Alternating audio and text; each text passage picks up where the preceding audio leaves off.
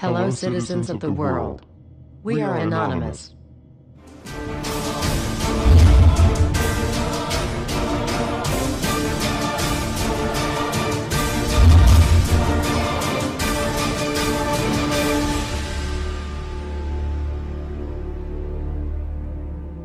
Dear brothers and sisters, now is the time to open your eyes. In a stunning move that has civil libertarians stuttering with disbelief, the U.S. Senate has just passed a bill that effectively ends the Bill of Rights in America. The National Defense Authorization Act is being called the most traitorous act ever witnessed in the Senate, and the language of the bill is cleverly designed to make you think it doesn't apply to Americans. But toward the end of the bill, it essentially says it can apply to Americans if we want it to. Bill summary and status. 112th Congress, 2011 to 2012, S. 1867. Latest title, National Defense Authorization Act 4.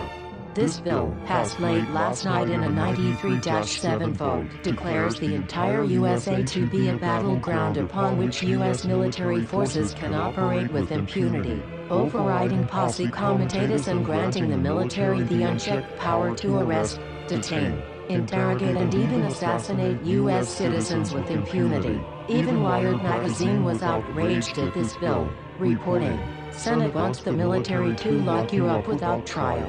The detention mandate to use indefinite military detention in terrorism cases isn't limited to foreigners. It's confusing, because two different sections of the bill seem to contradict each other. But in the judgment of the University of Texas Robert Chesney, a nonpartisan authority on military detention, U.S. citizens are included in the grant of detention authority. The passage of this law is nothing less than an outright declaration of war against the American people by the military-connected power elite.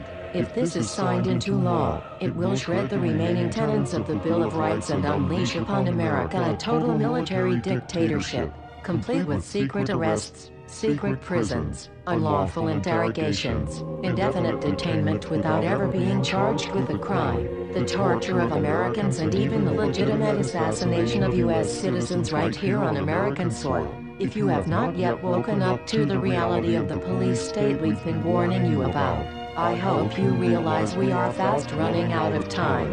Once this becomes law, you have no rights whatsoever in America, no due process, no First Amendment speech rights, no right to remain silent, nothing. The U.S. Senate does not want us to speak. I suspect even now orders are being shouted into telephones and men with guns will soon be on their way. Why? Because while the truncheon may be used in lieu of conversation, words will always retain their power.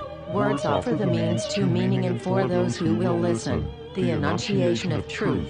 And the truth is, there is something terribly wrong with this country, isn't there? Cruelty and injustice, intolerance and oppression, and where once you had the freedom to object, to think and speak as you saw fit, you now have censors and systems of surveillance coercing your conformity and soliciting your submission.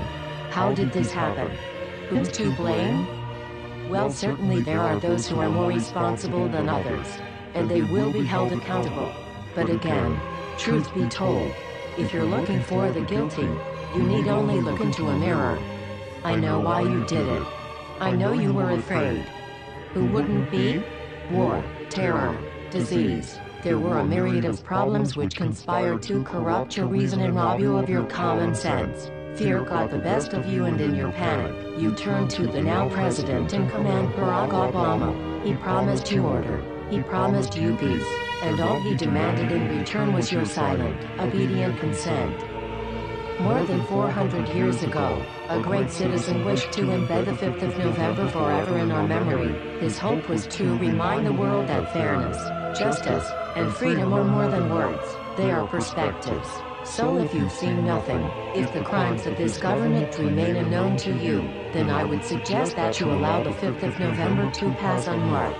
But if you see what I see, if you feel as I feel, and if you would seek as I seek, then I ask you to stand beside one another, 1 year from November 5th, 2011, outside the gates of every courthouse of every city demanding our rights.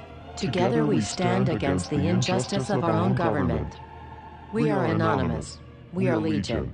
United as one. divided by 0. We do not forgive censorship. We do not forget oppression. U.S. Senate.